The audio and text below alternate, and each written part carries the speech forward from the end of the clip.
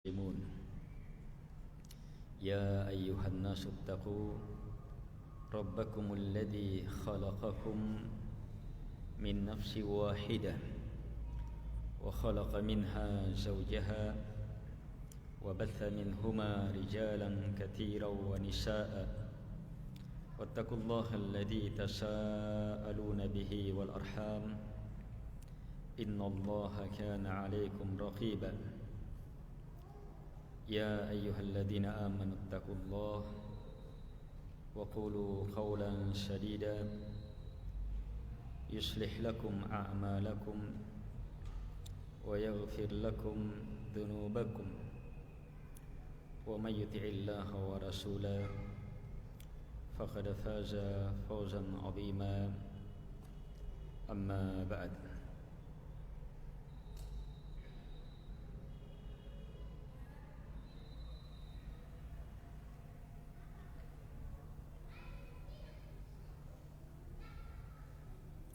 Kita bersyukur kepada Allah Subhanahu wa taala atas beragam nikmat, berbagai kebaikan yang Allah Subhanahu wa taala limpahkan kepada kita.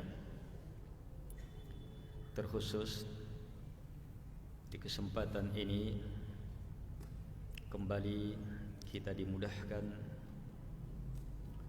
untuk mewujudkan ibadah besar secara berjamaah di rumah yang penuh berkah ini.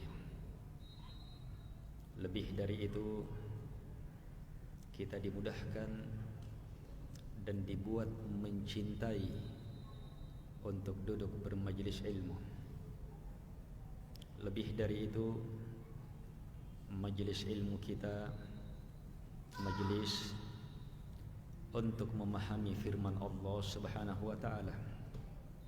Yang kita harapkan dengan majlis ini, kedekatan kita dengan Al-Quran semakin kuat, ilmu-ilmu Quran semakin tertanam.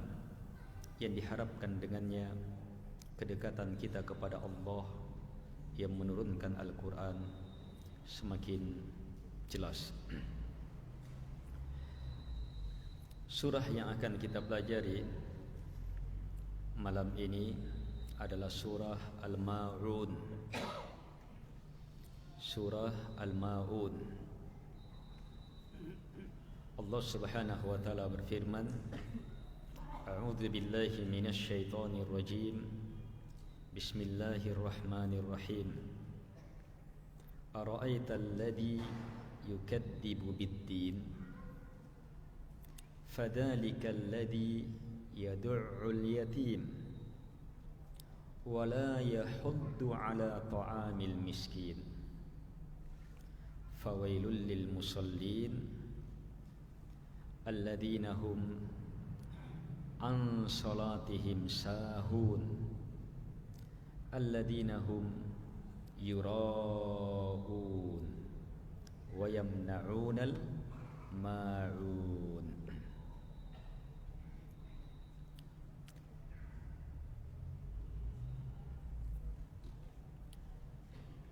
Bismillahirrahmanirrahim.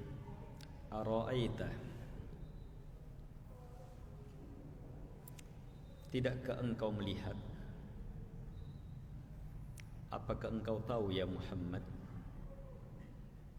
Alladzi yang yukadzibu mendustai ad-din agama, hari kebangkitan. Fadalika, maka hal itu adalah alladzi yang yad'u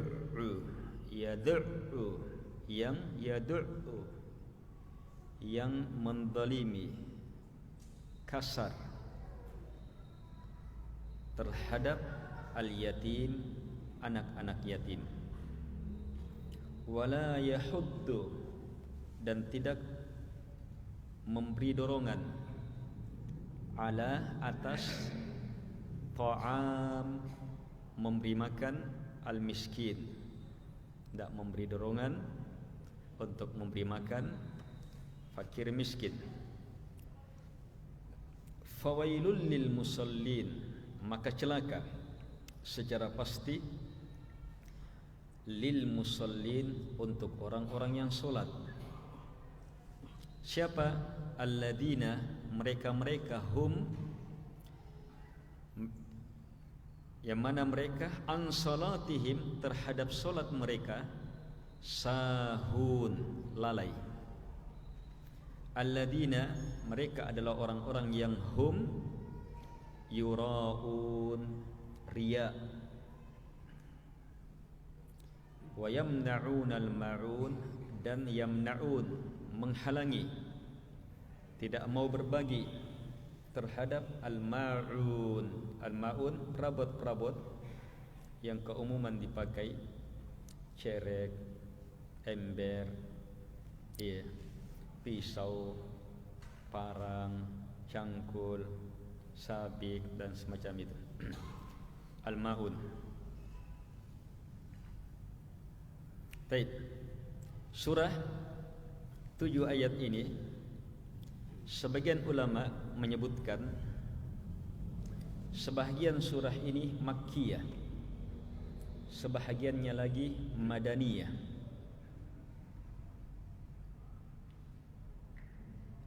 Surah Al-Quran, ayat-ayat Al-Quran itu dibagi dalam beberapa pembahagian. Di antaranya dibagi sesuai dengan kapan turunnya. Kalau turun sebelum Nabi hijrah, maka namanya surah atau ayat-ayat Makkiyah. Walaupun tidak turun di Mekah, yang penting sebelum hijrah turunnya, Makkiyah namanya. Dan kalau turun setelah hijrah, namanya Madaniyah. Madaniyah. Walaupun tidak turun di Madinah, dia turun di Mekah misalnya, tetap namanya Madaniyah. Walaupun turun di Mekah, yang penting turunnya setelah hijrah. Surah ini melingkup ayat-ayat Makkiyah dan sekaligus ayat-ayat Madaniyah. Ayat pertama sampai ayat ketiga itu Makkiyah. Ayat keempat sampai ayat ketujuh terakhir itu Madaniyah. Ayat pertama sampai ayat yang ketiga menjelaskan sifat sekelompok orang-orang kafir Quraisy. Ayat selanjutnya, ayat keempat sampai terakhir itu menjelaskan sifat orang-orang munafik. Dan orang munafik itu nanti ada di Madinah, di periode Madinah. Kalau di periode Mekah yang ada orang beriman, orang kafir. Di Mekah itu orang beriman betul. Yang tidak mau kafir. Kalau di Madinah, Islam sudah nampak. Terbagi 3 kelompok. Ada yang beriman, ada yang kafir, ada yang munafik. Mau sama kaum muslimin, sabaannya mangi, tetapi hati dan keimanannya bersama dengan orang-orang kafir. Baik. Jadi surah ini sangat luar biasa, singkat tetapi menjelaskan sifat-sifat manusia seluruhnya. Dia menjelaskan bagaimana sifat orang beriman, dia menjelaskan bagaimana sifat orang kafir, orang musyrik, sekaligus menjelaskan bagaimana sifat orang-orang munafik. Kita lihat ayat yang pertama. Ara'aita,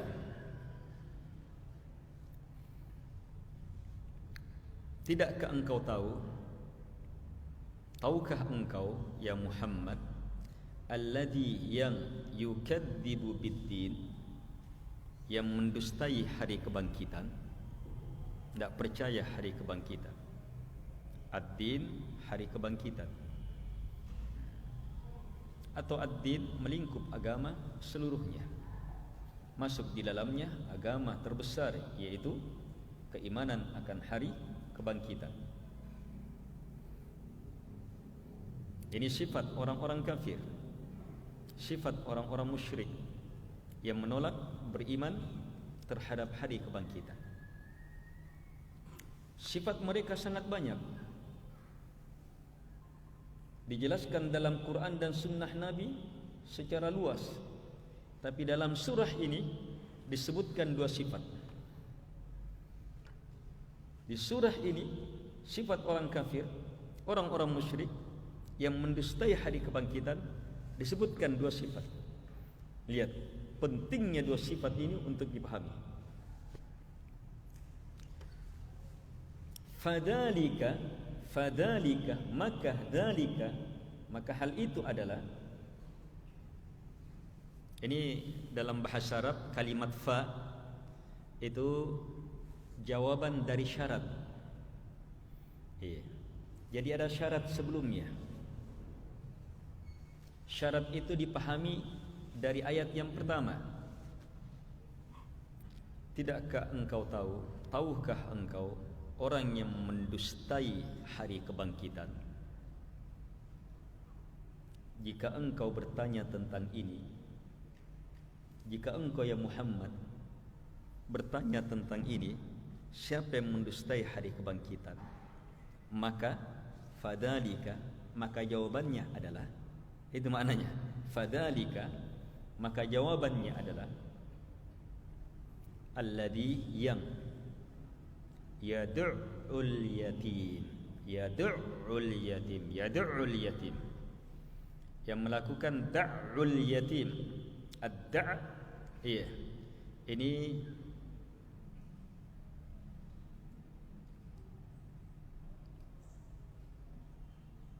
menzalimi, masuk di dalamnya berkata kasar, menghardik, tidak memberi haknya anak-anak yatim. Iya, mengambil haknya orang yatim, tidak memberi anak yatim, kasar kepada anak yatim.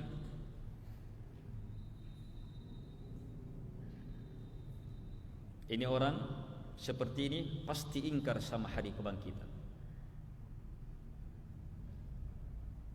Terus menyusul sifat yang kedua, alladhi wala yahuddu, dan tidak yahuddu, tidak memberi dorongan, tidak memberi semangat, ala, untuk ta'amil miskin, memberi makan orang-orang miskin.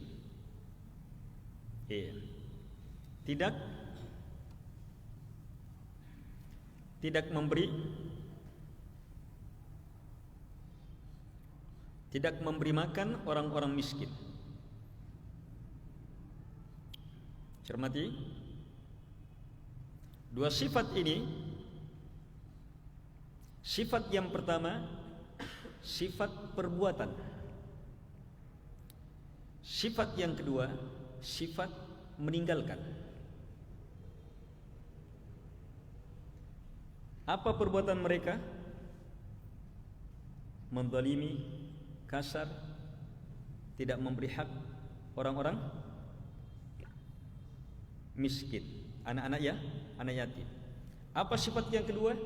Sifat yang kedua meninggalkan. Meninggalkan apa? Tidak melakukan apa? Meninggalkan, tidak melakukan, memberi dorongan, memberi semangat kepada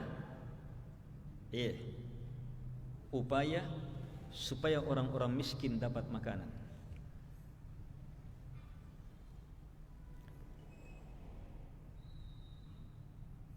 Sifat yang pertama yad'ul yatim, luas. Sifat yang kedua keharusannya pun luas. Sebab kalau tidak mau memberi dorongan, memberi makan, apalagi memberi makan. Lihat kikirnya ini. Dia ucapkan saja, kasih makan tahu, ayo kasih makan tahu. Itu saja tidak mau. Sekedar memberi dorongan. Sekedar memberi himbauan. Sekedar memberi semangat supaya orang-orang bersedekah, itu pun dia tidak mau.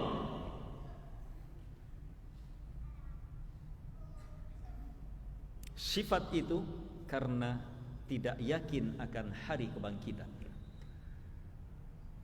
dusta akan hari kebangkitan. Itu saling mengharuskan. Dusta terhadap hari kebangkitan, maka betul-betul miskin hatinya, betul-betul kikir, sampai-sampai memberi dorongan saja, memberi semangat saja, memberi himbauan saja, dia tidak mau.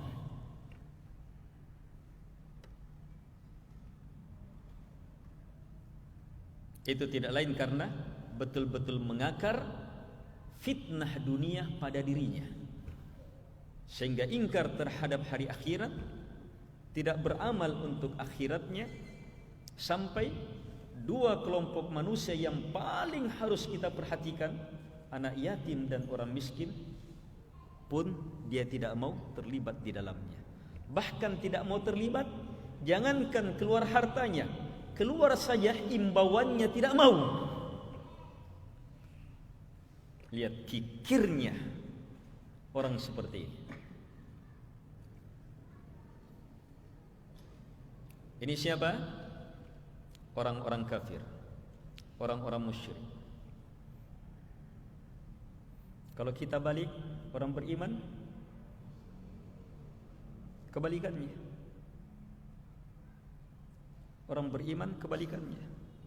Yakin ada hari kebangkitan, yakin ada hari pembalasan, yakin ada hari dikumpulnya pahala, yakin ada surga neraka, yakin akan beragam kedahsyatan hari akhirat. Karena yakin, maka apa? Orang beriman akan mengumpul pahala-pahala besar. Pahala-pahala terbesar di akhirat adalah berbuat baik kepada makhluk, berbuat baik kepada makhluk, terkhusus makhluk yang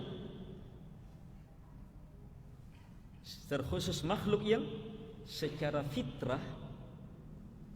fitrah manusia pasti mau berbuat baik kepadanya. Apalagi kalau fitrahnya sudah diwarnai, diperkuat lagi dengan ilmu-ilmu dan keimanan. Membantu, berbuat baik, menyayangi anak yatim, itu fitrah. Orang kafir juga banyak melakukannya, sebab itu fitrah. Orang-orang miskin, kelaparan, tidak punya, dibantu, diberi makan, itu fitrah. Tapi orang kafir ini sangat mengerikan, sampai rusak fitrahnya. Kenapa? Karena keingkarannya terhadap hari kebangkitan. Ini bahaya ini. Mengingkari hari kebangkitan itu melahirkan apa? Melahirkan sifat-sifat jelek. Sebaliknya, yang mengimani kebangkitan akan melahirkan sifat-sifat mulia. Itu tandanya. Kalau kita betul-betul yakin akan hari kebangkitan, lihat bagaimana kita terhadap anak-anak yatim, bagaimana kita terhadap orang-orang miskin. Kita terlibat dengan harta kita, dengan fikiran kita, dengan tenaga kita untuk berbuat baik kepada mereka. Minimal terlibat dengan apa? Doa dan memberi dorongan supaya mereka mendapatkan apa yang memenuhi hajat dan keperluan mereka. Orang bersedekah, memberi, berbagi, itu karena kekuatannya dalam beriman terhadap hari kebangkitan. Kalau kita yakin jamaah bahwa sedekah itu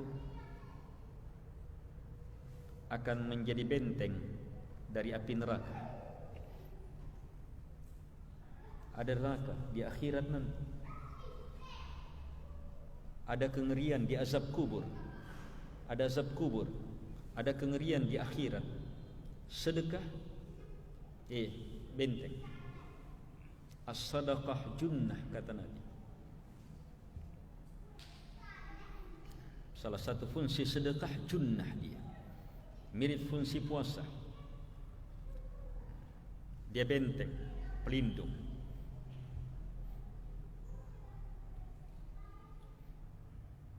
Kalau kita yakin itu, maka apa? Bersedekah. Apalagi kalau yang disedekahi anak yatim. Wih, luar biasa. Yang disedekahi orang miskin.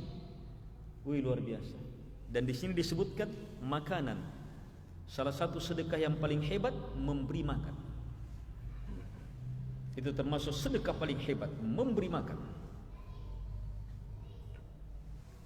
Karena itu penggugur dosa, kafarah yang paling utama adalah memberi makan. Baru dikasih jalan keluar yang lainnya. Kasih makan, tidak bisa pakaian, tidak bisa ini, tidak bisa puasa. Tapi yang pertama adalah kasih makan. Sebab sedekah dalam memberi makan itu sangat besar kemuliaannya.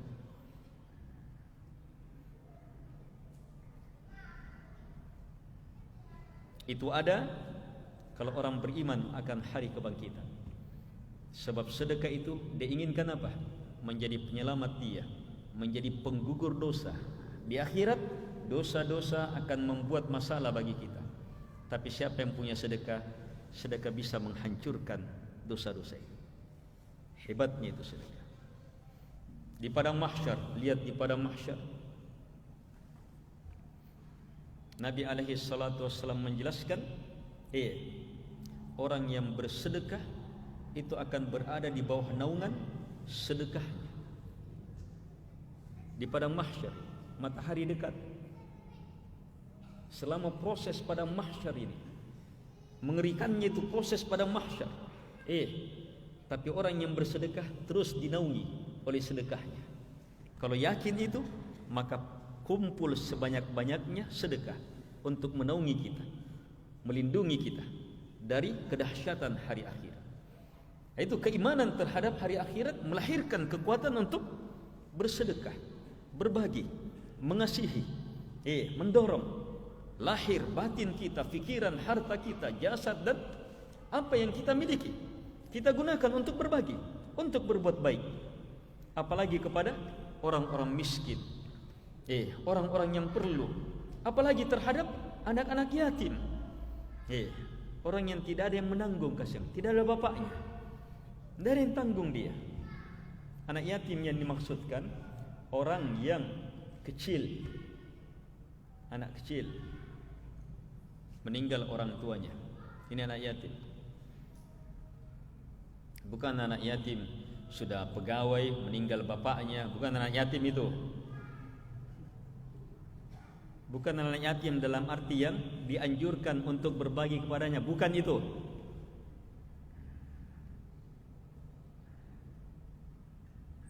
Sudah dewasa, punya pekerjaan, tidak ada orang tuanya. Anak yatim tidak masuk anak yatim yang dianjurkan. Anak yatim, anak-anak belum balik, meninggal ayah, itu anak yatim. Ini dibantu. Kalau meninggal ibunya bukan yatim, tapi tetap dianjurkan. Biar ada ayah ibunya, tetap dianjurkan secara umum berbagi, memberi itu apa? Mendapat pahala. Jangankan kepada seorang muslim, orang kafir saja dapat pahala. Bahkan jangankan kepada manusia, sedekah terhadap binatang pun dapat pahala.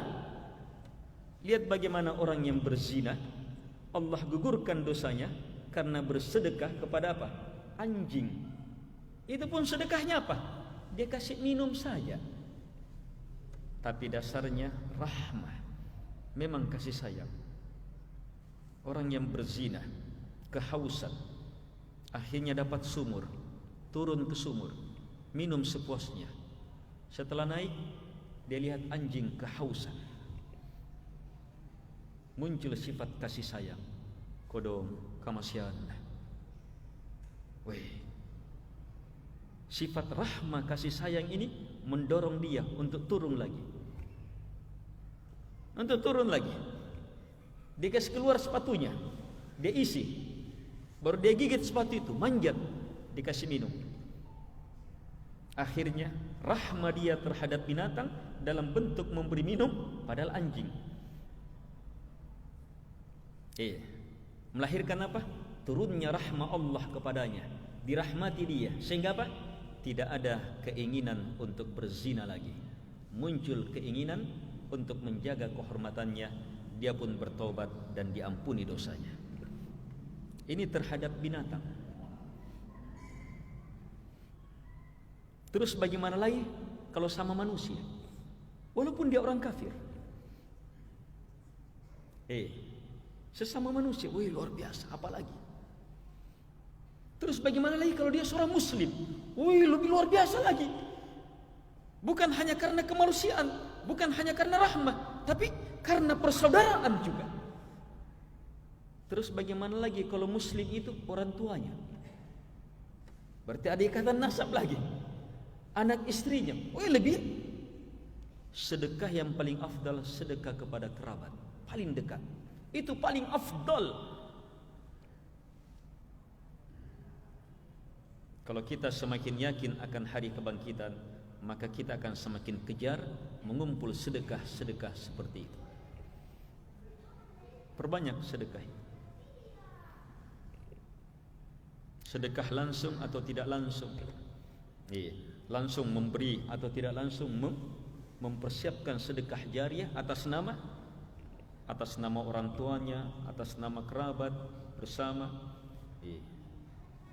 Itu kebaikan besar. Ini sifat orang beriman karena keimanannya terhadap hari akhirat.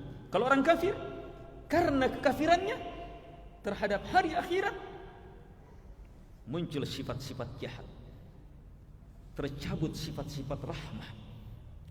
Saking jahatnya, saking busuknya.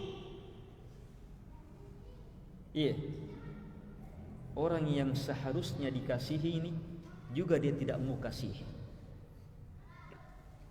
Bahkan anak yatim dia hardik, dia kasari. Sampai orang miskin pun jangankan dia kasih, dia imbau saja. Memberi himbauan untuk memberi makan anak orang miskin pun tidak mau. Itu karena rusaknya keimanannya terhadap hari akhirat. Jadi cermati ini, memahami ayat dan memahami kebalikannya. Jadi sifat pertama, sifatnya orang kafir, orang musyrik, tidak percaya terhadap agama, tidak percaya terhadap hari kebangkitan. Itu sifatnya banyak sekali. Tetapi di sini disebutkan dua sifat. Sifat apa? Sifat tidak berbuat dan meninggalkan perbuatan. Sifat tidak berbuat dan sifat tidak melakukan kebaikan. Ini dua sifat. Sebab ibadah itu ada ibadah dalam bentuk dilakukan, ada ibadah dalam bentuk ditinggalkan. Demikian pula ada dosa dalam bentuk dilakukan, ada dosa dalam bentuk tidak dilakukan. Beribadah dalam bentuk dilakukan, solat, puasa, bersedekah. Beribadah dalam bentuk kita tinggalkan, jangan syirik, jangan bid'ah. Tinggalkan syirik, tinggalkan bid'ah, tinggalkan berucap-ucap salah, tinggalkan melihat hal-hal yang tidak pantas, tinggalkan berdusta. Saya tidak mau dusta. Itu beribadah. Ibadah dalam bentuk meninggalkan. Di sini orang kafir ini disifati dengan dua sifat. Sifat pertama melakukan kejahatan. Sifat yang kedua meninggalkan kebaikan. Apa kejahatannya? Yadul yatim. Ini perbuatannya. Kasar terhadap anak yatim. Sifat kasar. Suka menzalimi, tidak mengambil, tidak memberi hak-haknya orang, merampas haknya orang, sampai anak yatim pun dikasih seperti itu. Ini sifat orang-orang tidak beriman terhadap hari akhirat. Masuk di dalamnya ini buat panti asuhan atas nama anak yatim kumpul, padahal tidak ada anak yatim situ. Ini merendahkan, menghina anak yatim, memakan hartanya anak yatim dengan cara yang zalim. Orang menyumbang karena anak yatimnya, sementara bukan anak yatim. Ini kenapa? Tidak beriman akan hari akhirat.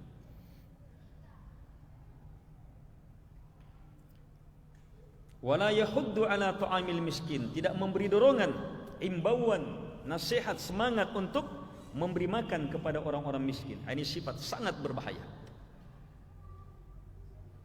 Baik. Menyusul fawailul lil musallin, celaka orang-orang salat. Fawailul lil musallin, celaka orang-orang salat. Orang salat celaka. Fawailun, ini kalimat wailun, kemudian pakai lam. Wailun, wailun doa celaka, kemudian pakai li. Lam di sini menunjukkan pastinya celaka. Ini uslub, bentuk kalimat-kalimat orang Arab mendoakan celaka, celaka pasti. Dan siapa yang bilang celaka pasti di sini? Siapa yang bilang? Allah Subhanahu wa taala. Kan itu pasti celaka. Siapa? Ternyata al-musallin, orang yang solat. Rasa itu sembahyang. Hati-hati, tidak semua orang yang solat. Ini ada orang yang solat, Allah pastikan celaka, pasti celaka orang yang solat ini. Allah jelaskan dua sifatnya, tiga sifatnya. Orang solat tapi celaka. Satu, alladzina hum, mereka adalah orang-orang yang betul-betul an solatihim, terhadap solatnya, sahun, lalai terhadap solat.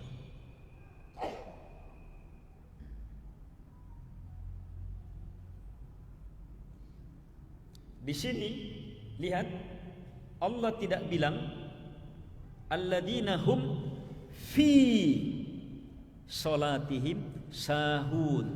Kalau fi dalam, bukan dalam di sini. Mereka yang lalai dalam solatnya, bukan. Tapi an, terhadap, tentang solatnya. Artinya kelalaian mereka ini bukan hanya kelalaian saat solat, melingkup kelalaian hal-hal yang sebelum solat dan setelah solat. Jadi luas. Karena itu kelalaian di sini melingkup lalai waktunya. Dia undur-undur solat. Senam pepi, pepapi, senam pepi, pepapi, galang santa ni.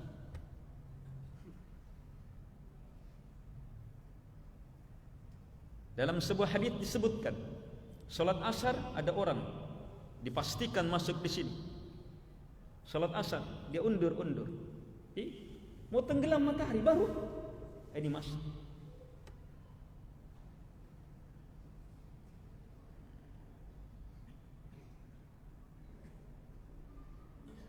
Dia tidak mau peduli. Dia tidak mau peduli wudunya, istinjanya, kebersihannya. Dia tidak mau peduli menghadap kiblat atau tidak. Dia tidak mau peduli rukun-rukun, syarat-syaratnya solat. Itu lalai dalam solat. Masuk di dalamnya, dalam solatnya, saat solatnya. Dia baca doa iftitah, tetapi tidak baca, tidak berdoa. Dia bilang Allahu Akbar, tetapi dia tidak besarkan Allah. Dia baca kalimat-kalimat la ilaha illallah, tapi tidak dia tauhidkan Allah. Lalai dalam solatnya. Masuk di dalamnya apa? La yadhkurunallaha illa khalila. Itu sahun. Dalam solat dia tidak ingat Allah kecuali hanya sedikit. Kita lihat bagaimana solat dari awal panggilannya Allahu Akbar, Allahu Akbar, sudah diingatkan Allah. Qomatnya diingatkan Allah. Wudu, doa salat sunnah apa semuanya itu kalimat-kalimat penuh dengan zikir kepada Allah. Sampai mau tersolat Allahu Akbar, kalimat-kalimat Allah, pembesaran, pengagungan, zikrullah semuanya sampai akhirnya. Tetapi orang munafik, orang yang celaka dalam solat ini, dia tidak ingat Allah kecuali sedikit.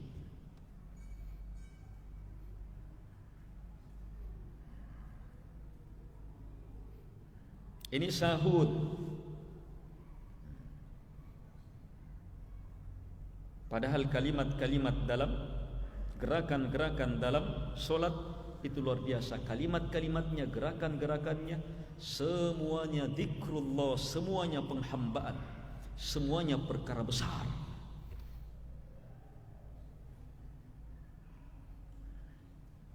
Apa sifat kedua? Alladzina hum yura'un.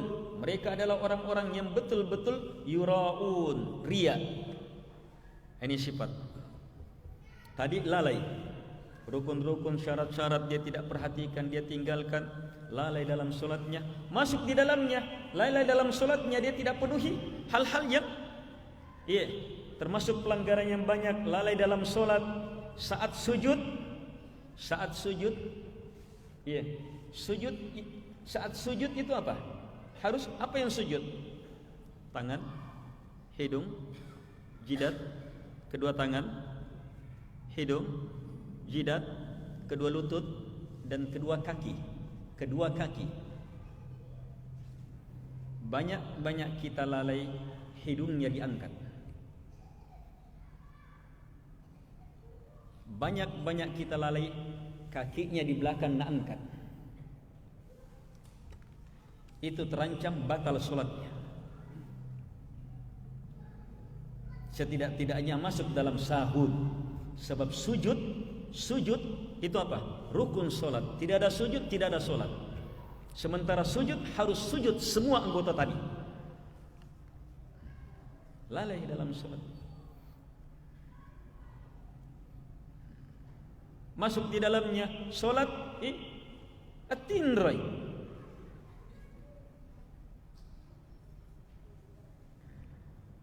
Lalai dalam solatnya. Ini celaka padahal sudah solat. Kalau yang selanjutnya, riya dalam solatnya. Riya ini apa? Niatnya rusak. Dia ingin pujian manusia, dia ingin pandangan manusia. Ini riya. Ini waspadai. Woi, mengerikan ini riya. Ini sangat berbahaya. Riya dalam solat. Riya dalam solat, kalau riya itu apa? Ingin dilihat, ingin dipuji. Ini makna riya. Kalau diurai, riya ingin dilihat, sum'ah ingin didengar. Tapi kalau disendirikan, riya tersendiri, sum'ah tersendiri, maka sudah melingkup semuanya. Seperti ini, yura'un sudah melingkup riya dan sum'ah.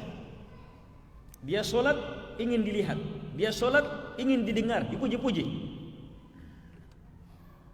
Pujiannya manusia yang dia inginkan. Hukumnya riya dalam solat adalah syirik. Syirik itu menggugurkan dosa. Kalau riya keinginan untuk dipuji dalam solatnya ada di awal solat ada keinginan untuk dipuji, ada keinginan untuk dipuji di awal solatnya, dan tidak ada keinginan mendapatkan pujian Allah, maka ini hukum pertama, batal solatnya. Sebab murni menginginkan pujian manusia, ini batal solatnya. Yang kedua, di awal solatnya dia mau solat hanya mengharapkan pujiannya Allah dan mengharapkan pujiannya orang juga, bercampur di awal solat. Ini juga batal solatnya. Ana aghna syuraka 'ani syirk, kata Allah. Saya orang yang paling tidak perlu terhadap sekutu. Ini dia sekutukan Allah dalam niat. Faman asyraka ma'i syai'a taraktuhu wa syirka, atau kama qala. Siapa yang menyekutukanku dengan sesuatu apapun juga, saya tinggalkan dia dan perbuatan syiriknya itu. Salatnya batal, Allah tidak terima. Kalau ada di awal niat dia mau sholat, ada keinginan mau dipuji, ingin juga dipuji oleh Allah, maka batal sholat. Yang ketiga, awal sholatnya tidak ada keinginan riya, hanya mengharapkan pujiannya Allah Subhanahu wa taala. Mengharapkan pujian Allah Subhanahu wa taala semata. Rakaat pertama ikhlas, hanya Allah. Rakaat kedua ikhlas, hanya Allah. Salat duhur di kantor. Rakaat ketiga terlambat kepala dinasnya. Persis masuk di sampingnya salat kepala dinasnya. Dia lagi perlu sama kepala dinas dan dia tahu kepala dinasnya itu suka orang-orang yang salat. Dan seterusnya. Muncul bisikan syaitan supaya mau dipuji. Di rakaat ketiga muncul keinginan, ada bisikan syaitan untuk dipuji. Bagaimana hukum sholatnya? Hukum sholatnya satu, kalau dia lawan, dia tidak terima itu bisikan itu dia tidak terima, dia lawan hanya kepada Allah, berusaha ikhlas, dia lawan sampai selesai sholatnya, maka selamat sholatnya dan dapat pahala mujahadah menghadapi kesyirikan. Yang kedua, kalau dia gagal, dia ikuti itu bisikan, akhirnya di rakaat ketiga ada keinginannya untuk mendapatkan pujian manusia, maka di sini bagaimana hukum sholatnya? Pendapat yang benar, wallahu alam, hukum sholatnya sah, tetapi dia berdosa. Salatnya sah sebab dasarnya ikhlas, tetapi dia berdosa karena dia campuri riya di tengah. Jelas ini? Ini bahaya nih, cermati. Yang terakhir tentang riya. Habis solat, selesai solat atau selesai beramal, dan solatnya, amalannya dipuji sama orang-orang baik. Orang-orang baik puji, orang beriman sesama muslim puji dia. Ya bagus tahu solatnya itu, masya Allah bagus, khusyuk. Pujian itu sampai kepada dia dan dia senang. Orang-orang baik puji, orang ustaz puji solatnya dia senang. Apa ini riya? Yang ini bukan riya. Yang ini kata Nabi, tilkal ajilah busyral mu'min. Ini adalah al-ajilah, pahala segera, pahala pendahuluan, kabar gembira untuk orang beriman. Itu kabar gembira dari Allah, bahwa Allah akui kamu. Buktinya hamba-hambanya Allah akui kamu. Itu tanda-tanda baik. Itu bukan riya. Sudah? Hanya yang jadi masalah solat selanjutnya. Sebab kisemi, kita sudah tahu solat kita, amalan kita dipuji sama orang. Mau solat selanjutnya apa? Mewujudkan ikhlas itu berat. Sebab kapan di awal solat ada keinginan mau dipuji, batal solat. Itu pasti batal solat. Jadi ingin selamat dari riya, dari awal perhatikan betul ikhlas kepada Allah, karena Allah, wajahnya Allah. Termasuk makna ikhlas hanya mengharapkan akhirat, bukan dunia. Itu yang di atas. Kalau orang munafik mengharapkan pujian manusia dan beramal untuk dunia. Kalau orang beriman mengharapkan pujian Allah dan beramal untuk akhirat. Itu ikhlas, selamat dari riya. Yang terakhir sifat orang munafik, wa yamna'unal ma'un. Mereka menghalangi al-ma'un. Al-ma'un perabot-perabot yang kita tidak pakai juga, sudah dipakai apa? Tapi karena kikirnya memang tidak mau juga berbagi. Padahal di sini apa? Walaupun sekedar meminjam. Saya pinjam dulu anunya, gerobaknya, saya pinjam dulu skopan nanah, pinjam dulu sendok moe, pinjam dulu ini moe. Sekedar itu pun dia tidak mau. Ini sifat kemunafikan, kekikiran. Jadi terlihat kekafiran dan kesyirikan kikir, kemunafikan kikir juga. Sampai pinjaman pun dia tidak mau beri. Orang beriman jamaah sangat penuh kebaikan karena keimanannya kepada Allah, karena keimanannya terhadap hari akhirat. Maka bagus dia hubungannya dengan Allah dalam solatnya, ikhlas, dan bagus hubungannya dengan sesama makhluk, berbagi. Orang kafir, orang munafik, orang musyrik rusak hubungannya dengan Allah terhadap hari akhirat dan rusak hubungannya dengan sesama makhluk. Jadi surah ini tafsir dari hablum minallah dan hablum minan nas. Orang kafir, orang munafik, hablum minallahnya rusak sampai riak dalam solatnya, rusak dalam ibadahnya. Terus hablum minan nasnya sangat rusak. Jangankan memberi pinjaman saja tidak, jangankan memberi mendorong saja tidak, jangankan orang-orang ini diberi, anak yatim saja dia tidak kasihani. Orang beriman jangankan semua itu, bahkan orang jauh pun mereka doakan kebaikan, mereka beri. Bahkan binatang pun mereka berbuat baik di atas nama Allah Subhanahu wa taala, karena Allah Subhanahu wa taala. Ini sifat keimanan. Semoga bermanfaat.